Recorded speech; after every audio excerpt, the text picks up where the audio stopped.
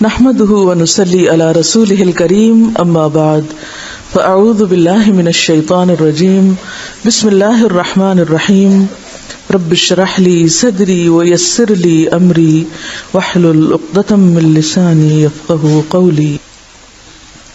اذان اور اقامت، یہ بتائیے کہ اذان کا لفظی معنی کیا ہے؟ اذان دینا، اجازت، اعلان اور پکارنا. دیکھیے 3 مختلف ورژن آ چکے ہیں.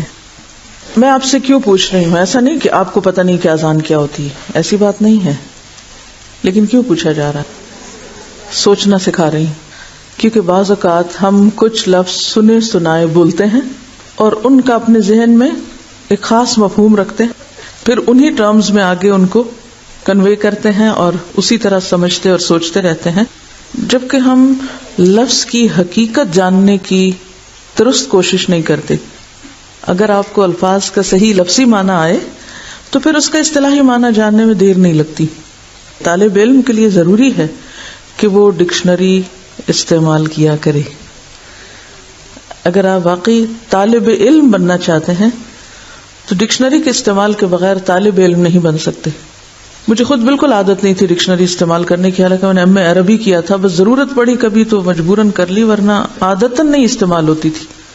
تو جب میں پی ایچ ڈی کرنے کے لیے گئی تو میرا خیال ہے پہلی یا دوسری جو میٹنگ تھی میرے سپروائزر کے ساتھ، تو جب وہ ڈسکشن ہوتی، جو بھی لکھا جاتا تو کوئی لفظ آتا کسی کتاب میں یا کہیں، تو میں اسی طرح کہہ دیتی تھی جیسے ہماری یہاں عادت ہوتی ہے کہ ہاں اس کا مطلب یہ ہو سکتا، جیسے آپ لوگوں نے اندازے سے بتا دیا ایک معنی دوسرا تیسرا، میں بھی یہی کرتی تھی. تو مجھ سے ہمیشہ وہ کہتا کہ ڈکشنری دیکھی تم نے؟ میں کہتی تھی نہیں.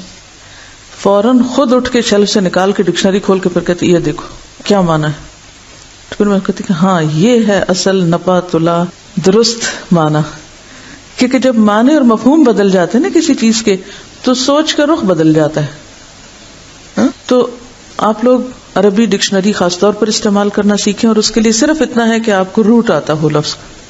اور قرآن کو جس طرح پڑھایا گیا آپ کو، اس میں ایک ایک لفظ کے روٹ بتا بتا بتا کے اب تو میرا خیال ہے کافی مانوس ہو گئے آپ اس طریقے سے بھی کہ آپ روٹس تک جاتے ہیں. جب روٹس تک جاتے ہیں تو لفظ پہچاننا کچھ مشکل نہیں رہتا، اور پھر اسے ڈکشنری سے دیکھنا.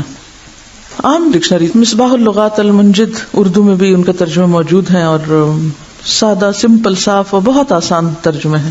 پھر لغات الحدیث ہے ایک کتاب جس میں حدیث کے اندر جو لفظ آتے ہیں ان کے صحیح معنی حدیث کے ریفرنس دے دے کر انہوں نے بیان کیے ہوتے ہیں اور کہاں کس معنی کا اختلاف ہے. تو اگر آپ کو وہ لفظ کا معنی صحیح آ جائے تو آپ کا جو کمیونیکیشن ہے وہ بھی بہتر ہو جائے.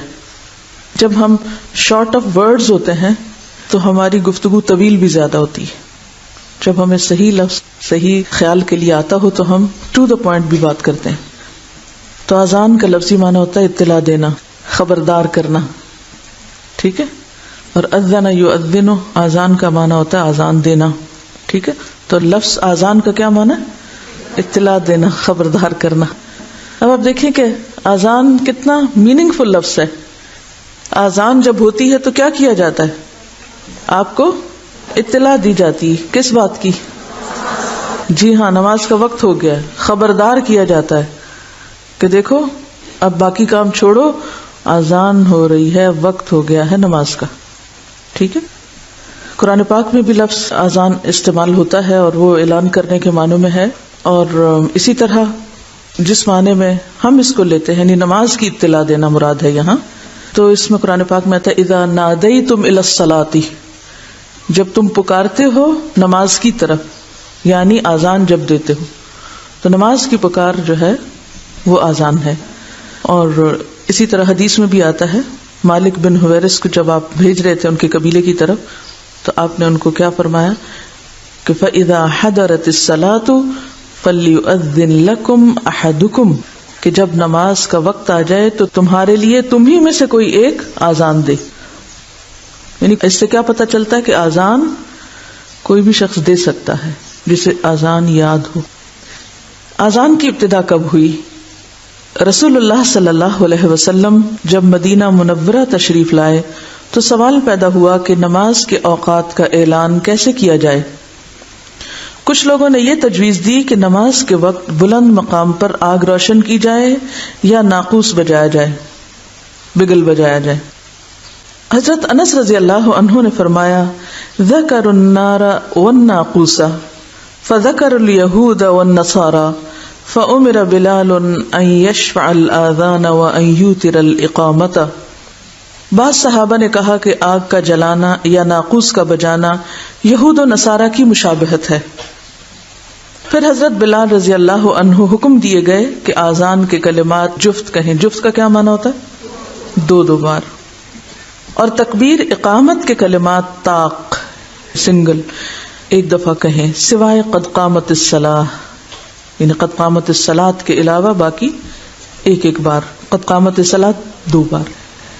آذان کے جفت کلمات اللہ اکبر اللہ اکبر اللہ اکبر اللہ اکبر اشہد ان لا الہ الا اللہ اشہد ان لا الہ الا اللہ اشہد ان محمد الرسول اللہ اشہد ان محمد الرسول اللہ حی علی الصلاۃ حی علی الصلاۃ حی علی الفلاح حی علی الفلاح اللہ اکبر لا الہ الا اللہ.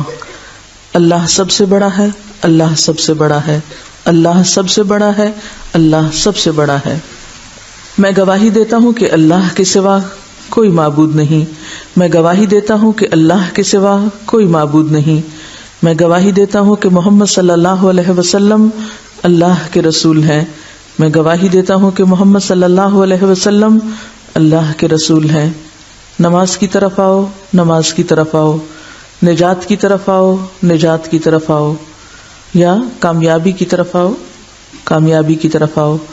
اللہ سب سے بڑا ہے، اللہ سب سے بڑا ہے، اللہ کے سوا کوئی معبود نہیں. اگر لوگوں کو آذان کا معنی آتا ہو تو یہ پکار سن کر کون گھر بیٹھ سکتا ہے؟ تو آپ سروے کر کے معلوم کر سکتے ہیں کہ ہمارے کتنے % لوگوں کو آذان کا معنی معلوم ہے. بچے بھی جو اسکولوں میں رٹتے ہیں تو بعض اوقات آذان الگ اور ترجمہ الگ اول سے آخر تک پیراگراف کی شکل میں رٹ لیتے ہیں. انہیں یہ نہیں پتا ہوتا کہ کون سا جملہ کس کا معنی ہے اور پھر آگے اس کا مفہوم کیا ہے، وہ تو زیادہ دور کی بات ہے. فجر کی آذان میں حضرت ابو محذورہ رضی اللہ عنہ کہتے ہیں کہ رسول اللہ صلی اللہ علیہ وسلم نے ان کو آذان کی تعلیم دی اور فرمایا کہ فَإِن كَانَ صَلَاةُ الصُّبْحِ قلت الصلاة خیر من النوم الصلاة خیر من النوم. فجر کی آذان میں حی علی الفلاح کے بعد 2 بار یہ کلمات زیادہ کہیں الصلاة خیر من النوم الصلاة خیر من النوم. یعنی نبی صلی اللہ علیہ وسلم نے حضرت ابو محذورہ کو خود یہ تعلیم دی. معنی کیا ہے اس کا؟ نماز نیند سے بہتر ہے، نماز نیند سے بہتر ہے. واقعی بہتر ہے. حضرت انس رضی اللہ عنہ فرماتے ہیں کہ صبح کی آذان میں حی علی الفلاح کے بعد الصلاۃ خیر من النوم 2 دفعہ کہنا سنت ہے. حضرت عبداللہ بن عمر رضی اللہ عنہ فرماتے ہیں فجر کی آذان میں الصلاۃ خیر من النوم 2 مرتبہ کہا جائے